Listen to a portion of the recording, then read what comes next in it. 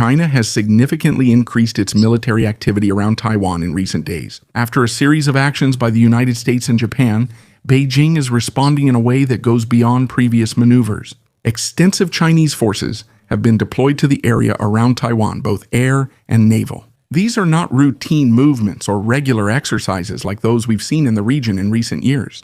The Chinese military is demonstrating its ability to quickly concentrate large amounts of equipment in the immediate vicinity of the island and to operate in several directions at once.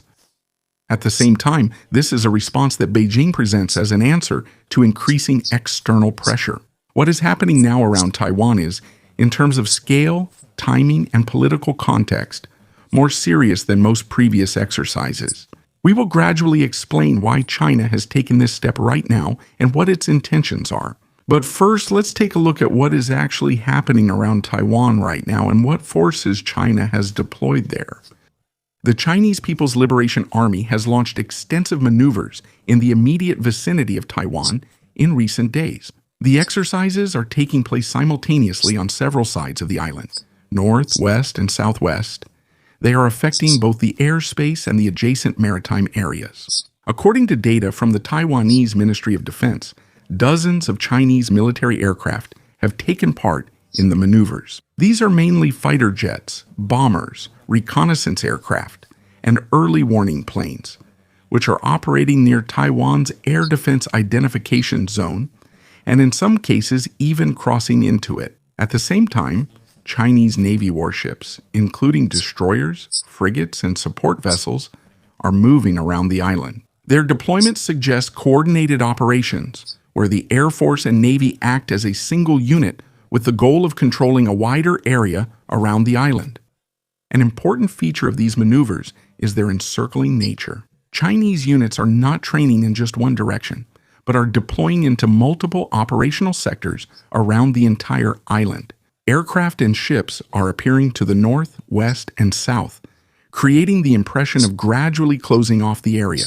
This kind of model simulates controlling access to the island from both the air and the sea, and suggests the ability to isolate Taiwan from its surroundings without an immediate ground attack. So it's not just a show of force, but a practical rehearsal of scenarios that, in a crisis situation, would restrict the movement of ships, air traffic, and the delivery of foreign aid. A significant feature of these maneuvers is also the deployment of the Chinese Coast Guard, which is operating closer to Taiwanese waters than in many previous exercises. The Coast Guard is formally a civilian unit, but in practice it plays an important role in power projection and in the so-called gray zone between peace and conflict. Some parts of the exercise also include live-fire elements and simulations of maritime route control.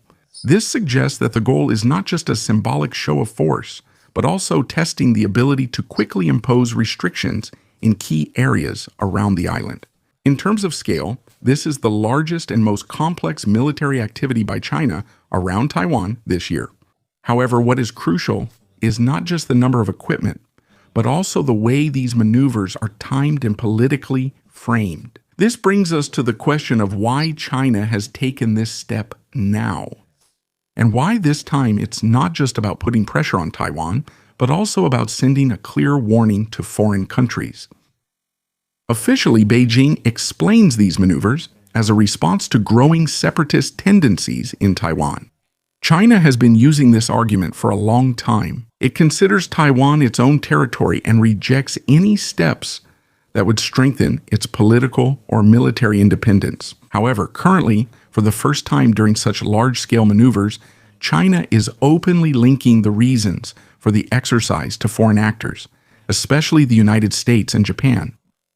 In this way, Beijing is creating a broader geopolitical framework in which the interpretation of the situation goes beyond a purely bilateral dispute between Beijing and Taipei. A significant impetus for the rise in tensions came from the announcement of an American arms delivery to Taiwan worth more than $11 billion. This is the largest arms package the United States is planning for the island. The package includes several types of weaponry, including rocket launchers, high-mobility artillery rocket system howitzers, anti-tank missiles, and drones, and its implementation still needs to be approved by the United States Congress. China has repeatedly responded to this move with sharp statements and diplomatic protests. It described the arms sale as a violation of the One China principle and as a move that seriously undermines peace and stability in the Taiwan Strait. The second significant factor is the stance of Japanese Prime Minister Sanai Takaichi. At the beginning of November 2025, she declared in the Japanese parliament that if China were to use military force against Taiwan, such an attack could represent an existential crisis situation for Japan. According to local security laws, this would allow Tokyo to consider a military response as part of collective self-defense. In the Japanese political context, this was a significant shift. Tokyo has long maintained a deliberately strategically ambiguous stance toward Taiwan. Takaichi, however, openly defined this framework and made it explicit. Chinese officials reacted extremely sharply to these statements. For example, the Chinese consul in Osaka stated that the dirty neck that bit into us without hesitation must be immediately cut off. The statement sparked a diplomatic exchange of protests between Beijing and Tokyo, as well as demands for its retraction. At the same time, Beijing called on Japan to abandon what it calls erroneous rhetoric and to reconsider its stance on Taiwan. The Chinese side insists that such statements constitute interference in its internal affairs and threaten regional stability. At the same time, China points out that the actions of the United States and statements from Tokyo confirm that the situation around Taiwan is no longer just a bilateral matter between Beijing and Taipei. According to Beijing, foreign actors are becoming active elements in the regional security equation. This framework of explanation is important for the Chinese leadership. It allows them to present military maneuvers as a response not only to Taiwanese ambitions, but also to the broader geopolitical actions of Washington and Tokyo. This change in rhetoric, in which external actors become a legitimate target of warnings, makes the current maneuvers a more serious signal than those that accompanied previous exercises. In conclusion, let's take a look at how Taiwan itself is responding to the situation and what positions the United States and Japan have taken. Taiwan responded to the Chinese maneuvers with heightened military readiness, but at the same time tried to maintain a calm and controlled tone. The Taiwanese Ministry of Defense confirmed that the armed forces are continuously monitoring the movement of Chinese aircraft and ships, have deployed their own air force and naval units, and have activated standard response mechanisms. At the same time, it emphasized that the situation is under control and that there has been no direct incident. Taipei, in official statements, described the Chinese actions as military coercion and intimidation, which it says undermines stability in the region.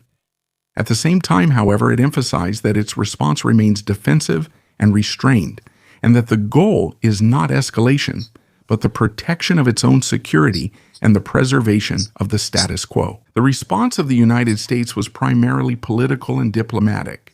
Washington called on all parties to exercise restraint and reiterated its long-standing position that any change in the situation in the Taiwan Strait should take place by peaceful means. At the same time, the United States reaffirmed its support for stability in the region and Taiwan's right to self-defense. American officials emphasized that they are closely monitoring the Chinese exercises, and at this stage, do not consider them an immediate sign of preparation for an invasion. At the same time, they warned that the scale and nature of the maneuvers contribute to rising tensions and increase the risk of miscalculation. Japan also responded with increased vigilance. Tokyo confirmed that its armed forces are monitoring developments around Taiwan, especially in areas close to the southern Japanese islands. The Japanese government also reiterated that stability in the Taiwan Strait is directly linked to Japan's security. On a rhetorical level, Tokyo is trying to combine a clear warning with diplomatic caution. On one hand, it emphasizes the need to respect international law and resolve disputes peacefully. On the other hand, it makes it clear that developments around Taiwan are not a distant issue for Japan, but a matter of its own national security. Overall, the current situation sharply highlights the different perspectives of the various actors. China presents its actions as a legitimate response to separatism and foreign interference. Taiwan is trying to respond firmly, but without escalation. The United States and Japan emphasize stability and restraint, while also making it clear that they are closely monitoring developments in the region. It is precisely this combination of military maneuvers, sharp rhetoric, and a sensitive geopolitical context that makes the current events around Taiwan one of the most serious security situations in the region in recent times. If you liked the video, I'd appreciate a like and be sure to subscribe so you don't miss the next ones I'm working on. You can support my work through a donation. To help the video reach more people, click recommend. Thanks.